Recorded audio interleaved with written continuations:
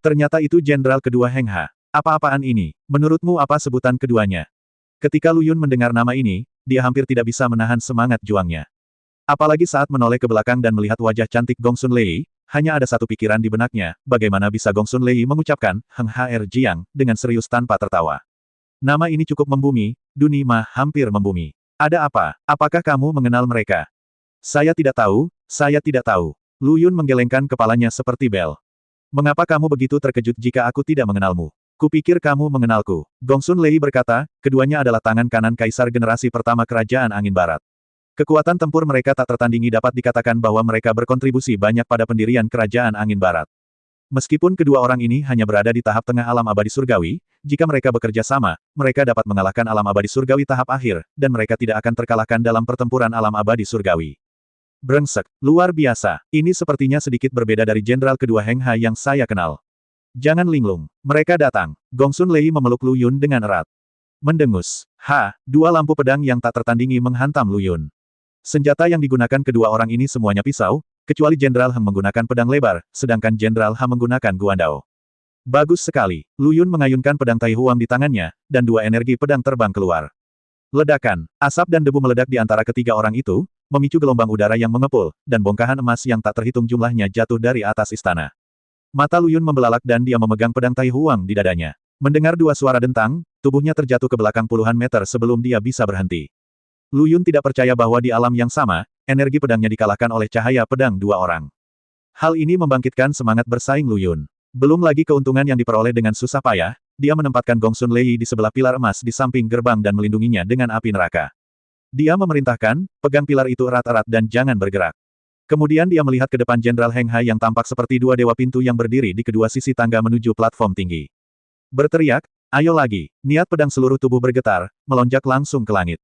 Pada saat ini, di mata Gongsun Lei, Lu Yun sepertinya telah menjadi bagian dari hukum langit dan bumi, pedang tajam yang dihasilkan dari aura langit dan bumi. Mendengus. Dua sinar pedang lagi menyerang, dan Lu Yun masih mengeluarkan dua energi pedang untuk melakukan serangan balik. Gelombang udara dipenuhi bubuk emas dan bergema di aula dengan suara keras. Sudut mulut Lu Yun sedikit terangkat, itu saja. Tapi dia tertegun pada detik berikutnya. Cahaya pedang, yang jelas-jelas tertahan oleh energi pedang yang dia tebas, muncul dengan aneh di atas kepalanya. Ledakan, tempat di mana Lu Yun berdiri langsung tenggelam dalam asap dan bubuk emas. Tuan Ye, Gongsun Lei berteriak dengan wajah khawatir. Dia ingin naik dan membantu, tapi dia ingat kata-kata Lu Yun padanya dan senyum percaya diri saat dia berbalik. Berhenti lagi, dia memilih untuk mempercayai Lu Yun. Bahkan jika Lu Yun benar-benar dikalahkan, dia, Gongsun Lei, tidak akan pernah selamat. Lagi pula, aku tidak bisa lari. Sosok Lu Yun muncul di balik asap dan debu yang menghilang. Jubahnya telah berlubang dan berubah menjadi seragam pengemis. Pakaian aslinya yang berwarna biru muda kini berlumuran darah. Lu Yun menyeka darah dari sudut mulutnya dan berdiri dengan terhuyung-huyung. Namun, matanya sudah dipenuhi cahaya merah, dan pembuluh darah di tubuhnya mulai membengkak. Rupanya cacing darah misterius di tubuhnya mulai menimbulkan masalah lagi. Lu Yun menengadah ke langit dan meraung, bunuh. Bunuh. Bunuh semuanya. Mengangkat pedang Tai Huang di tangannya, gelombang darah langsung memenuhi aula. Niat membunuh dengan kekerasan yang dapat mempengaruhi emosi orang lain muncul dari Lu Yun. Tapi ketika Lu Yun mengangkat pedang Tai Huang, pedang itu tiba-tiba berhenti. Wajah garang dan marah tiba-tiba menjadi kusam, dan cahaya merah di matanya berkedip-kedip. Keluar dari sini. Ini pertarunganku. Raungan keluar dari mulut Lu Yun. Lampu merah menghilang, dan pembuluh darah yang menonjol menjadi tenang. Lu Yun benar-benar menggunakan keinginannya untuk mengalahkan cacing darah misterius yang bahkan ditakuti oleh pendekar pedang pengembara di negeri dongeng emas. Sungguh ketekunan yang luar biasa. Ketekunan yang luar biasa. Ketika Lu Yun memegang pedangnya lagi dan menatap Jenderal Heng He, matanya sangat jernih, penuh dengan niat bertarung yang tak terhentikan dan niat pedang yang ganas yang menembus langit dan menembus Fengdu. Ayo lanjutkan. Pada saat ini, dalam kesadaran spiritual Lu Yun, bayangan yang penuh energi iblis menutup matanya rapat-rapat, tetapi sudut mulutnya sedikit terangkat. Anak laki-laki yang luar biasa. Kamu benar-benar bisa mengintimidasi cacing darah jiwa ulat sutra tarsal tanpa bergantung pada kekuatan eksternal apapun. Lumayan, lumayan. Situasi di pihak Lu Yun tidak optimis. Lu Yun sepertinya dirasuki setan, dia tidak menggunakan api aneh atau memanfaatkan kecepatannya, dia hanya berdiri di sana dan bertarung langsung dengan Jenderal Heng He. Kalau bisa melawannya tidak masalah, tapi yang terpenting kamu tidak bisa melawannya. Dia tidak tahu cara bersembunyi, dia hanya bodoh.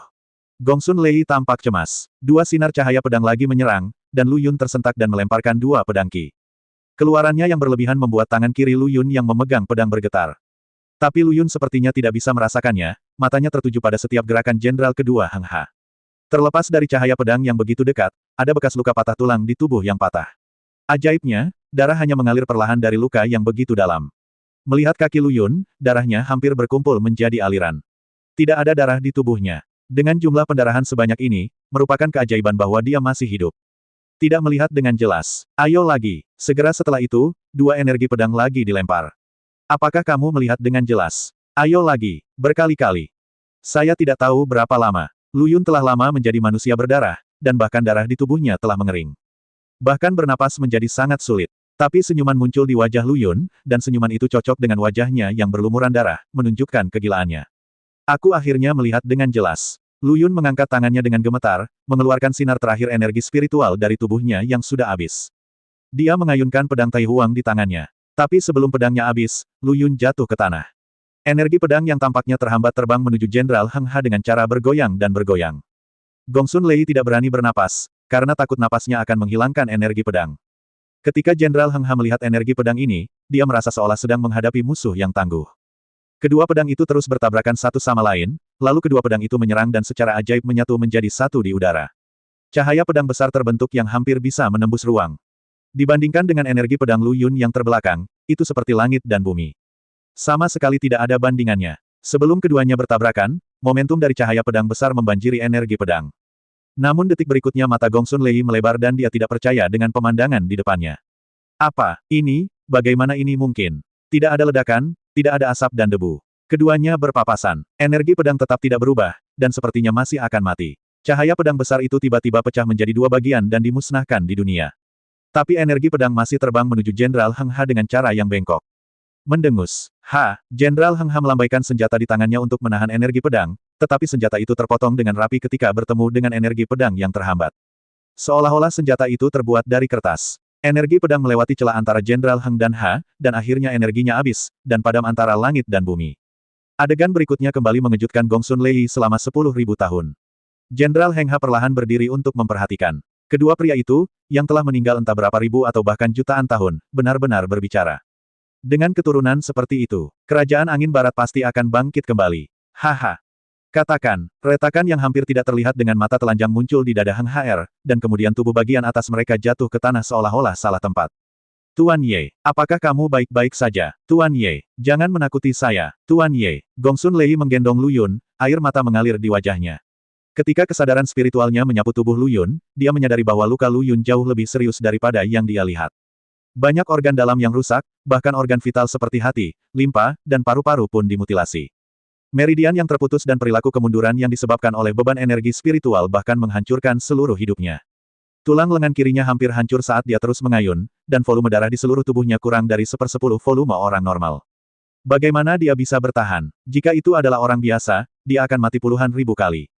Saat ini, Lu Yun berada di lautan kesadaran. Apakah kalian berdua belum cukup menonton? Bukankah kemauan seperti ini cukup untuk membuatmu menyerah? Di depan sosok hitam pekat itu, berdiri dua nyala api, yang satu terlihat biasa saja, namun menyembunyikan niat membunuh, dan yang lainnya tidak terlihat, namun membakar hati dan paru-paru orang. Kedua api itu terus bergetar, seolah-olah mereka sedang berkomunikasi dan berdiskusi, atau melakukan semacam ritual. Di istana, Gongsun Lei berusaha sekuat tenaga mengirimkan energi spiritual ke tubuh Lu Yun, namun tubuhnya berlubang seperti bola berlubang. Energi spiritual tidak dapat diangkut sama sekali, sehingga dikeluarkan dari luka lain. Gongsun Lei sangat cemas hingga mutiara kecilnya jatuh terciprat. Tiba-tiba, dua api melayang keluar dari antara alis Lu Yun, dan kekuatan yang terpancar darinya langsung membuat Gongsun Lei terbang menjauh. Tubuhnya membentur pilar dengan keras dan dia pingsan. Kedua api itu terus menyatu dan berputar di atas kepala Lu Yun hingga membentuk pola yin dan yang, melayang di atas Lu Yun, dan semburan vitalitas dilepaskan dari pola yin dan yang ini. Tuangkan pada Lu Yun untuk membantunya memperbaiki tubuhnya yang berlubang. Siapa sangka api alien yang identik dengan kekerasan dan kehancuran ternyata memiliki ketahanan yang begitu mengerikan. Namun ini hanyalah kesalahpahaman masyarakat tentang api. Lagi pula, ketika Anda memikirkan api, secara alami Anda akan memikirkan bencana dan ingin mati. Orang-orang juga takut dengan api. Lagi pula, ketika kita berada di dekat api, suhu tinggi yang dipancarkannya dapat sangat menyakiti kita dan membuat kita kesakitan. Tapi jangan lupa, karena nyala api, kita punya cahaya di malam yang gelap dan merasa hangat di musim dingin. Semuanya memiliki dua sisi. Api tidak terkecuali. Berbicara tentang api aneh, orang-orang secara tidak sadar selalu memperkuat kekuatan penghancurnya, tetapi mengabaikan bahwa api itu lahir dari pesona langit dan bumi serta spiritualitas segala sesuatu. Ia memiliki kemampuan untuk menghancurkan semua makhluk hidup dan kemampuan untuk menciptakan semua makhluk hidup. Dua api aneh yang ditaklukkan oleh Lu Yun awalnya berasal dari sumber yang sama dan seharusnya merupakan satu tubuh. Namun, karena campur tangan Dewa Api Abadi, mereka terpisah. Sekarang terintegrasi lagi karena transportasi darat. Hal ini juga yang menjadi alasan mengapa Asosiasi Transportasi Darat China menyayangkan dua Iga Kalkun eksotis ini. Mereka adalah satu tubuh, dan pemisahan berarti melemahkan seluruh aspek kemampuan mereka. Pelemahan ini bukan hanya tentang mengerahkan setengah dari kekuatan mereka. Saat ini, kekuatan yang dapat diberikan oleh Fusion tidak sesederhana 1+1. Bahkan akan meningkat puluhan kali lipat. Pada saat ini, saat vitalitas terus memasuki tubuh Lu Yun, pola Yin dan Yang yang terdiri dari dua api aneh secara bertahap menyusut, hingga berubah menjadi nyala api yang sangat aneh.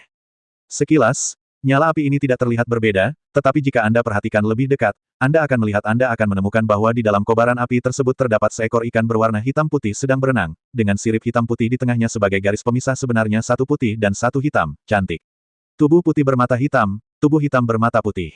Nyala api menari-nari di sekitar tubuh Lu Yun dan kemudian tenggelam ke dalam tubuhnya. Dan karena rangsangan vitalitas dan akumulasi pertempuran berturut-turut, ranah transportasi darat telah menembus tahap akhir alam surgawi. Saat ini di dunia Flame Mountain, rambut tiga bersaudara di kota kiamat hampir memutih. Di depannya ada dua gunung, gunung kayu yang terbuat dari batang kayu, dan gunung besi yang terbuat dari batang besi. Hei, tak terkalahkan. Menurutmu bagian belakang kepala orang-orang ini terbuat dari apa? Bao Fang bertanya sambil melihat batang baja yang sedikit bengkok di tangannya. Ye Wudi juga terlihat getir dan kesal. Kamu bilang kalau aku orang normal, aku akan pingsan sepanjang hari jika memukulnya dengan getah ini. Jika aku mencapai poin penting, seluruh hidupku mungkin akan berakhir seperti ini. Tapi kelompok orang ini baik-baik saja. Mereka semua seperti Nima Jin. Ini seperti bercinta dengan bayi satu sama lain. Semakin sering Anda bertengkar, semakin energi Anda jadinya. Benar, hei, aku benar-benar khawatir. Dari batang kayu hingga batang baja, jika ini terus berlanjut, cepat atau lambat kekayaan kita akan musnah oleh binatang buas ini. Kata Fang Su kesakitan. Oke, berhentilah mengeluh, kalian berdua. Sudah hampir waktunya. Kurasa orang-orang itu harus bangun lagi. Sudah waktunya kita kembali. Kata Ye Wudi terbang ke udara. Bao Fang dan Fang Su mengikuti dari belakang. Keluhan tetaplah keluhan, tetapi mereka tetap harus melakukan apa yang perlu mereka lakukan. Siapa yang meminta angkutan darat dikirimkan kepada mereka? Ketika mereka bertiga sampai di barisan salib, mereka menemukan salah satu dari mereka sudah bangun. Dia ingin mengangkat kepalanya, tapi untungnya Bao Fang memiliki mata yang cepat dan tangan yang cepat. Dia langsung melemparkan batang baja di tangannya dan membuat Menteri Kerajaan Angin Barat pingsan. Fang Su takut itu tidak aman, jadi dia naik dan menambahkan getah lagi. Melihat kepala menteri menunduk, dia meletakkan batang baja yang telah dia angkat kembali. Mereka bertiga menghela nafas panjang, berbahaya sekali. Hampir terekspos. Kemudian mereka bertiga berdiri, melihat tas besar yang sudah dipoles, dan memulai operasi yang biasa mereka lakukan. Tepat ketika mereka bertiga sedang bermain intens hingga mencapai klimaks, mereka tiba-tiba mendengar seruan datang dari belakang Musan.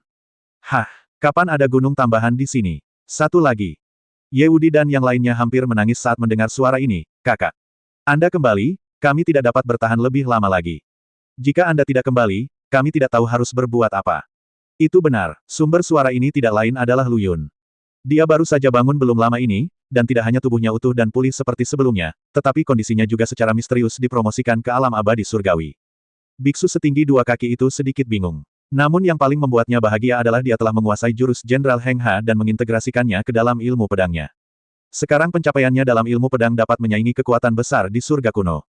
Jika Lu Yun bertarung melawan pendekar pedang pengembara lagi sekarang, Lu Yun yakin bahwa dia akan mampu mengalahkan lawan hanya dengan satu gerakan, dan itu adalah tanpa menggunakan cara lain seperti api aneh, dan hanya akan menggunakan ilmu pedang, yang kedua belah pihak kenal. Dan ini tidak dilebih-lebihkan oleh Lu Yun. Meskipun Jenderal Heng Ha bukanlah seorang ahli terkenal di zamannya, kemahiran jurus kedua orang ini adalah sesuatu yang tidak dapat ditandingi oleh banyak orang di alam abadi emas. Tetapi bahkan Jenderal kedua Heng Ha yang menakutkan tidak dapat menahan pedang Lu Yun, apalagi sisa dari surga kuno. Setelah mengagumi perubahannya sendiri, Lu Yun melihat Gong Sun Lei terbaring di sampingnya. Dia naik untuk memeriksa dan menemukan bahwa pihak lain baru saja pingsan dan tidak ada yang serius. Merasa bersalah, Lu Yun membawa tubuh orang lain kembali ke tempatnya semula berdiri, dan memanfaatkan momen ini untuk memasuki dunia api untuk melihatnya. Begitu dia masuk, dia menjadi buta. Di bumi hangus tak berujung dan padang rumput terbakar, dua gunung berbeda berdiri di tengahnya, yang sangat menarik perhatian. Dia tidak bisa menahan diri untuk tidak berseru. Bagaimanapun, dunia Flame Mountain terikat pada jiwanya, jadi dia harus waspada terhadap setiap perubahan yang terjadi di dunia Flame Mountain, tetapi dia tidak merasakan gunung kayu atau besi ini, gunung sama sekali. Kapan itu dihasilkan? Tepat ketika Lu Yun hendak naik untuk memeriksa, tiga sosok familiar terbang keluar dari belakang Tishan, mendatangi Lu Yun dan mulai mengeluh. Saudaraku, kamu akhirnya kembali. Jika kamu tidak kembali, kami hampir tidak mampu menanggungnya. Lu Yun, apa maksudmu? Apa yang terjadi di ruang Flame Mountain? Itu tidak benar, saudaraku. Yang utama adalah siapa orang-orang yang kamu minta kami jaga. Kepala mereka sekeras besi, keluh Baofat. Kemudian mereka bertiga menceritakan kepada Lu Yun apa yang terjadi 2 atau 3 hari terakhir ini, dan dia hampir gagal melafalkannya sambil tertawa. Memang benar Lu Yun sangat gembira. Melihat Lu Yun memegangi perutnya dan tertawa, ketiga bersaudara di kota kiamat memiliki garis hitam di seluruh kepala mereka. Anda mungkin bergumam dalam hati, jika Anda bukan kakak tertua saya. Anda lihat apakah saya bisa menimbangnya atau tidak, maka Anda sudah selesai. Tiba-tiba Bao Fei mengatakan sesuatu. Bukankah ini waktunya? Setelah dua orang lainnya mendengar ini, mereka bergegas menuju kedalaman dua gunung di belakang mereka tanpa henti. Lu Yun mengikutinya dari dekat, dan ketika dia melihat salib berjajar, dan benjolan besar berkilau di belakang kepalanya. Ini memberi Lu Yun pemahaman baru tentang kata, Tuairen. Ini adalah, Tuairen, yang sebenarnya. Baru saja, Lu Yun berpikir bahwa ketiga bersaudara Tian Shicheng sengaja melebih-lebihkan untuk mendapatkan pujian. Sekarang tampaknya ini dan itu berlebihan dan jelas-jelas konservatif. Menyaksikan mereka bertiga dengan terampil memegang batang baja di tangan mereka, mereka bahkan mengambil posisi yang sudah ditentukan sebelumnya. Baru sekarang Lu Yun menyadari bahwa ketiga bersaudara ini sedikit menyegarkan dan halus dalam kejujuran mereka. Menyaksikan ketiga orang yang terbang kembali berkeringat deras. Tidak, biarkan kamu melumpuhkan mereka, dan yang bisa kamu lakukan hanyalah mengalahkan getahnya. Tidak mudah menemukan obat keringat dan menuangkannya ke kalian masing-masing. Kata-kata Lu Yun langsung menyebabkan ketiga bersaudara kota Tianqi menerobos pertahanan. Ini adalah runtuhnya iman. Sedemikian rupa sehingga mereka bertiga mengatakan hal yang sama secara serempak. Sialan, kenapa aku tidak memikirkan hal itu? Saudaraku, kamu sangat bijaksana. Kemudian mereka bertiga mulai bermain-main, melihat penampilan energi mereka dan pil warna-warni yang mereka keluarkan dari cincin penyimpanannya. Lu Yun bergidik, apalagi saat Baofat mengeluarkan obat mujarab dengan gambar sapi di atasnya. Mereka bertiga tercengang. Apakah dia ingin menambahkan bumbu menarik ke dalamnya? Bao Fei melihat penampilan aneh ketiga orang itu dan kemudian menyadari bahwa dia telah mengambil barang yang salah dan buru-buru mengambilnya kembali. Dia menggaruk kepalanya dan berkata, "Hei, aku salah mengambil yang aku sedang bersemangat. Ekspresi apa yang kamu miliki?" Ketika seorang pria parubaya mencapai usianya, dia tidak bisa menahan diri. Hal yang paling keterlaluan adalah Ye Wudi dan Fang Su tanpa sadar mengangguk setuju. Lu Yun meninggalkan pesan, "Kalian sibuk dulu." Lalu dia menyelinap pergi. Dia takut jika dia tinggal lebih lama, ketiga orang ini tidak akan ada di mana-mana. Saya datang untuk memeriksa beberapa menteri Kekaisaran Angin Barat. Kepala mereka semua terkulai. Benjolan besar di belakang kepala mereka sangat mencolok. Benjolan besar ini semuanya bengkak. Namun, meski terlihat sedikit menggertak, ketiga bersaudara dari kota kiamat masih sangat terukur dalam serangannya. Semuanya mengalami luka ringan, bahkan tidak ada satupun yang mengalami gegar otak ringan. Setelah memeriksa sekeliling, Lu Yun berubah menjadi bola api dan menghilang, lalu mengembun lagi dan muncul di gua merah. Namun pada saat itulah dia menemukan keanehan dari api anehnya. Kedua api aneh itu menghilang, tapi sepertinya tidak hilang sepenuhnya. Sebaliknya, apa yang muncul di lautan kesadarannya adalah nyala api yang tampak biasa tetapi sangat aneh. Dia tidak hanya meniru dengan sempurna semua kemampuan dari dua api aneh sebelumnya, dia bahkan memperkuatnya. Ambil contoh api tak kasat mata yang paling intuitif. Meskipun kuat dan sangat tersembunyi di masa lalu, sulit untuk dideteksi, namun daya rekatnya tidak mencukupi. Seringkali, sebelum menyebabkan kerusakan besar pada lawan, kelemahan ini dianggap dapat ditekan atau dihilangkan dengan sendirinya. Tapi sekarang berbeda, sekarang penyembunyiannya mau tidak mau diperkuat lagi, dan bahkan daya rekatnya bahkan lebih buruk daripada api neraka. Memang benar itu menambah beberapa poin pada kekuatan Lu Yun. Sejak dipermainkan oleh Deng Tuzi berkali-kali, tekad Lu Yun untuk menjadi lebih kuat menjadi semakin jelas. Lagi pula, dia tidak suka disembelih seperti ikan di talenan. Ini juga alasan mengapa Lu Yun bersikeras bertarung dengan dua jenderal Heng Ha. Dia bisa saja menggunakan berkah api alien dan energi pedang untuk membunuh kedua lawannya secara instan, tapi dia melewatkan kesempatan untuk mengamati dan memahami gerakan misterius tersebut dari zaman kuno. Kesempatan untuk menjadi lebih kuat, kesempatan untuk mempertaruhkan nyawanya sendiri. Ini adalah pertaruhan yang mengancam jiwa, dan pada akhirnya dialah yang tertawa terakhir, bukan Jenderal Heng Ha. Tuan Long, apa yang terjadi, Tuan Kaisar Iblis? Mengapa Anda berdiri di sana sambil terkikik-kikik sepanjang waktu? Penjahit Wu bertanya pada Long Dapao yang berdiri di samping. Ping Lu naik dan mulai mencabik-cabik mulut besar Lu Yun. Gadis kecil ini sangat marah sekarang. Jelas sekali bahwa dia telah mempertaruhkan nyawanya untuk membawa Lu Yun ke negeri angin barat. Jika dia tidak membalasnya dengan benar, dia akan diburu atau dikurung di gua gelap ini seperti tahanan. Dan petualangan yang saya janjikan ternyata salah bicara. Bisakah dia tidak marah? His. Lu Yun mengusap sudut mulutnya yang agak merah dan berkata, kenapa kamu mencubitku? Ping Lu cemberut, seperti ikan buntal yang marah, dan berkata, kamu masih berani bertanya. Apa yang kamu janjikan kepada kami sejak awal? Apakah kamu begitu cepat melupakannya? Benar, kamu adalah Raja Iblis, kamu melupakan banyak hal. Apakah kamu masih membutuhkan aku untuk membantumu mengingat ingatanmu? Dua kepalan tangan kecil Ping Lu seukuran roti kukus diremas begitu keras hingga mengeluarkan suara berderak. Lu Yun segera memohon belas kasihan, segalanya telah berubah, sesuatu yang tidak terduga terjadi. Bukankah aku di sini untuk membawamu keluar? Begitu kata-kata ini keluar, Long Dapao dan yang lainnya langsung bersemangat untuk mencoba. Ketiganya adalah militan. Kamu masih punya hati nurani. Ping Lu tersenyum. Namun, izinkan saya mengingatkan Anda sebelumnya. Kali ini adalah perampokan makam, dan itu adalah makam Kaisar Kekaisaran Xifeng. Tingkat bahayanya bisa dibayangkan. Anda harus siap secara mental. Wajah yang serius.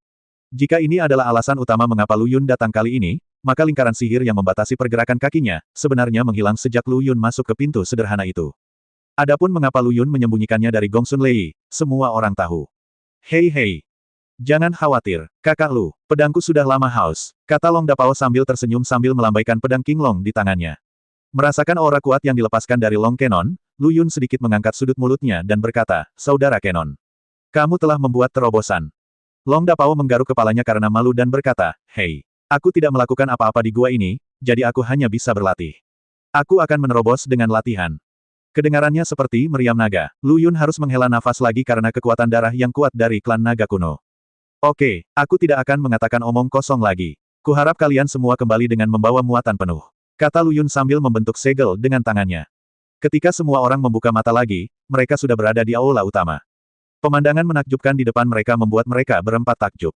Bukan karena mereka belum pernah melihat dunia, tapi mereka sangat kagum karena kuburan kerajaan angin barat bisa terbuat dari seluruh emas. Itu juga memberi mereka pengenalan baru tentang jin di Brilliance. Yang lebih membuat mereka takjub adalah niat pedang yang mengamuk di istana, serta anggota tubuh yang patah dan lengan yang patah di tanah, yang membuat orang bergidik. Itu tidak benar, saudara Lu. Apakah kamu belum menyelesaikan semua ini? Tangan Long Dapao yang melambaikan pedang naga hijau sedikit membeku. Kakak Pao besar, tidak ada di sini. Ikutlah denganku, kesempatanmu ada di sini. Lalu Lu Yun berjalan menuju luar aula. Di luar aula utama, Lu Yun menunjuk ke 4 aula utama lainnya dan berkata, saya belum bergerak satu langkah pun di 4 aula utama ini. Kalau begitu tunggu apa lagi? Kata Sun Lei tidak sabar. Tapi Lu Yun tidak menghentikannya, dan berkata, jangan khawatir. Kali ini harta karunnya kecil. Kaisar dari dinasti masa lalu ini, yang terakhir datang dari zaman surga kuno, jadi saya harap kalian bisa lebih memperhatikan satu sama lain, selama pertempuran. Meskipun metode serangan tidak akan banyak membantu tingkat kultivasi Anda, itu akan meningkatkan kekuatan tempur Anda secara signifikan. Kata Lu Yun lalu melakukan pukulan, dan energi pedang keluar. Hanya ada ledakan, asap tebal mengepul dari tanah di kejauhan, dan jurang maut muncul di depan semua orang. Beberapa orang menelan ludahnya, terutama penjahit Wu, matanya melebar dan dia berseru, ini adalah konteks gerakan dari zaman kuno, Tuan Kaisar Iblis, Anda. Sudut mulut Lu Yun sedikit terangkat, dan dia berkata, jangan iri padaku. Aku hanya legenda. Kepura-puraan yang tak terlihat adalah yang paling mematikan. Meskipun Lu Yun tidak mengesampingkan kecurigaan untuk pamer, yang paling penting adalah dia menemukan bahwa tim asli yang beranggotakan 5 orang kehilangan 1 orang secara misterius. Gadis kecil Ping Luna hilang. Karena begitu terstimulasi oleh Lu Yun, Long Dapao dan 3 lainnya bergegas menuju aula utama, melolong dan menjerit, seolah-olah mereka telah dipukuli untuk mendapatkan darah ayam dari ayam yang telah dilatih selama 2,5 tahun. Ketika Lu Yun masuk ke aula, dia melihat Ping Lu melepaskan tangannya dari Gong Sun Lei dan membuat gerakan di dadanya lagi. Kenapa lama sekali? Sebenarnya lebih besar dari milikku. Mendengar ini, Lu Yun hampir langsung berubah menjadi batu. Apa yang terjadi di kepala gadis kecil ini? Tanpa diduga, persepsi Ping Lu cukup sensitif. Dia menoleh untuk melihat Lu Yun di pintu aula dan bertanya dengan marah, Lu Yun. Kamu sangat tidak tahu malu. Lu Yun, jika kamu tidak bisa tumbuh dewasa, itu bukan urusanku. Anda tidak bisa membuang kesalahan begitu saja. Ada apa denganku? Ping Lu sangat marah hingga dia hampir mengamuk. Kamu bajingan yang makan dari mangkuk dan melihat panci. Tidak, kenapa aku makan dari mangkuk dan melihat panci? Jaga kata-katamu. Kalau tidak, aku akan menuntutmu karena pencemaran nama baik. Lu Yun berjalan perlahan. Apakah Anda menyebutnya bajingan? Sampah. Jelas ada 7 keindahan seindah dewa. Tidak, jelas ada 7 saudara perempuan peri, tapi mereka masih bermain-main di luar. Tapi dalam kata-kata Lu Yun sendiri, dia bukanlah bajingan, dia hanya peduli dengan dunia dan ingin memberi setiap gadis tempat berlindung yang aman. Apa yang salah dengan Lu Yun yang memiliki cita-cita luhur? Tapi dia bingung. Dia jelas menyembunyikannya dengan cukup baik, tapi kenapa dia belum menemukannya? Selain itu, bukankah orang dahulu mengatakan bahwa lawan jenis menarik dan sesama jenis menolak? Keduanya punya payudara besar. Secara logika, mereka harusnya saling tolak-menolak. Orang dahulu menipu saya. Jika orang dahulu tahu apa yang dipikirkan Lu Yun, mereka mungkin akan sangat marah sehingga mereka merangkak keluar dari peti mati dan memberinya 2 penis besar, dan bahkan menendangnya. Kata-kata bijak yang telah saya hasilkan dengan susah payah adalah untuk Anda gunakan di sini. Kamu masih membuat alasan. Ping Lu menghentakkan kakinya dengan marah. Dengarkan aku. Lu Yun memberitahu Ping Lu apa yang dia intai, dari pemborosan hingga berhemat. Berhasil memutarbalikkan gagasan utama Ping Lu. Kamu benar-benar berani, dan kamu tidak takut ketahuan oleh Duan Liangchen. Kata Ping Lu cemas. Jika kamu tidak memasuki sarang harimau, kamu tidak akan menangkap anak harimau. Lu Yun berkata sambil tersenyum, oke. Jangan tunda lagi, cepat pergi. Kakak Big Pao dan yang lainnya sudah ada di sana selama ini, sebentar. Ping Lu mengangguk, dan Lu Yun masih berpikir untuk memberikan tindakan pencegahan. Aku mendengar semua yang baru saja kamu katakan. Jangan khawatir, aku akan memperhatikannya. Suara Ping Lu terdengar dari luar aula. Dan Ping Lu diam-diam membuat keputusan besar di dalam hatinya, dia harus memasukkan segelas susu setiap malam ke dalam agendanya. Tidak lama setelah Lu Yun melihat Ping Lu pergi, Gong Sun Lei terbangun, dan kemudian tangisan keras bergema di aula. Kamu, apakah kamu manusia atau hantu? Lu Yun mengeluarkan telinganya yang berdengung dan menghela nafas dalam hatinya, prestasi Gong Sun Lei dalam serangan sonik telah meningkat. Telinga saya sakit, meskipun saya telah menggunakan energi spiritual untuk melindungi diri saya sendiri, saya sangat rentan terhadap serangan sonik Gong Sun Lei. Aku manusia, bukan hantu. Tapi kamu, terluka parah tadi. Bagaimana bisa? Gong Sun Lei paling tahu betapa seriusnya cedera Lu Yun saat ini. Tapi hanya butuh waktu kurang dari setengah hari bagi orang tersebut untuk pulih. Bagaimana dia bisa selamat? Sejujurnya, saya tidak tahu. Saat saya bangun, luka di tubuh saya telah hilang tanpa bisa dijelaskan. Jadi, Gong Sun Lei memandang Lu Yun dengan penuh tanda tanya. Lu Yun langsung menjadi gugup, berpikir, mungkinkah pihak lain tahu bahwa dia telah berbohong padanya, dan tahu bahwa tidak ada pengaruh formasi aneh di aula ini. Lu Yun ingin berpura-pura menjadi bodoh, tapi dia tidak bisa menahan mata Gong Sun Lei yang besar dan berkibar. Saya tidak punya pilihan selain mengibarkan bendera putih dan mengaku dengan jujur. Apa, beraninya kamu berbohong padaku, kamu? Mendengarkan kesaksian Lu Yun di pengadilan, Gong Sun Lei tersipu karena dia memikirkan dirinya bergantung pada Lu Yun seperti pemalas sebelum adegan. Kamu adalah orang mesum dan bajingan yang tidak tahu malu. Lu Yun bingung. Jika kamu tidak mengetahuinya, lalu mengapa kamu memandang dirimu sendiri seolah kamu serius tentang hal itu? Anda selingkuh, bukan? Faktanya, alasan utama Gong Sun Lei memandang Lu Yun seperti itu barusan adalah karena setelah dia bangun, dia jelas merasakan ada yang tidak beres dengan bra-nya, dan jelas-jelas bra itu sengaja dirusak. Dan masih ada sedikit rasa sakit yang tumpul. Hanya ada 2 orang di aula ini, jadi mereka tahu tanpa berpikir bahwa Lu Yun lah yang melakukan perbuatan baik. Dia tidak tahu bahwa saat dia tidak sadarkan diri, Lu Yun melepaskan Ping Lu yang aneh dari dunia api. Melihat Gong Sun Lei berbalik dengan malu-malu, Lu Yun melihat dengan rasa ingin tahu, dan dia mengerti semuanya dalam sekejap. Aku yang menyalahkan Ping Lu. Lu Yun merasa sangat sedih. Anda tidak hanya merampas kesejahteraan Anda sendiri, tetapi Anda juga meninggalkan kesan buruk. Tapi kemudian aku memikirkannya, sepertinya akulah yang disalahkan. Astaga, sungguh dosa, saya melakukan sesuatu yang salah, Anda ingin menghukum saya seperti ini. Lu Yun ingin menangis tetapi tidak menangis. Setelah membereskan, Gong Sun Lei melirik Lu Yun. Mendengus, dia menutup mulutnya dan berjalan ke depan sendirian. Lu Yun berkata selanjutnya, Puff, Gong Sun Lei langsung geli. Kita sekarang adalah 2 jenderal. Mengapa kita tidak menjaga makam di sini bersama-sama? Lu Yun berkata selagi setrika masih panas. Ni Zuokai, siapa yang mau menjaga makam bersamamu di sini? Tak tahu malu. Rona merah Gong Sun Lei yang baru saja mereda diam-diam merayap ke pipinya lagi. Keduanya berjalan maju bersama. Ini hanyalah aula utama. Menurut desain struktur mausolem kekaisaran, ada aula Yusu dan aula Yangxin setelah aula utama tempat kaisar bekerja dan beristirahat. Jika tidak ada hal tak terduga yang terjadi, jenazah kaisar pertama seharusnya berada di aula Yangxin. Lu Yun dan yang lainnya tidak siap pergi ke ruang belajar kerajaan karena merasa tidak nyaman, dan langsung pergi ke aula Yangxin. Yang mengejutkan Lu Yun adalah ketika dia memanggil api aneh dan bersiap meluncurkan bom api untuk penerangan, api aneh itu benar-benar melayang dari ujung jarinya dan melayang secara spiritual ke depan untuk memimpin jalan bagi Lu Yun, seolah-olah seperti kunang-kunang. Namun kecerahan yang dihasilkan oleh api aneh itu puluhan juta kali lipat dari kecerahan kunang-kunang, seperti matahari kecil. Selesaikan saja sekali dan untuk selamanya. Tapi mereka terlalu meremehkan pemikiran kaisar generasi pertama kekaisaran angin barat. Jalan ini seperti labirin. Lu Yun dan Gong Sun Lei berjalan setengah jalan, dan akhirnya melihat sebuah pintu, dan membuka peti mati yang terbuka di dalamnya langsung menjadi waspada. Dia takut sesuatu akan muncul, tetapi setelah menunggu beberapa saat dan tidak terjadi apa-apa, Lu Yun pergi untuk memeriksa dan menemukan bahwa semuanya kosong. Pada saat ini, sebuah teriakan menarik perhatian Lu Yun. Tuan Ye, datang dan lihat. Lu Yun mengira Gong Sun Lei telah menemukan sesuatu yang aneh.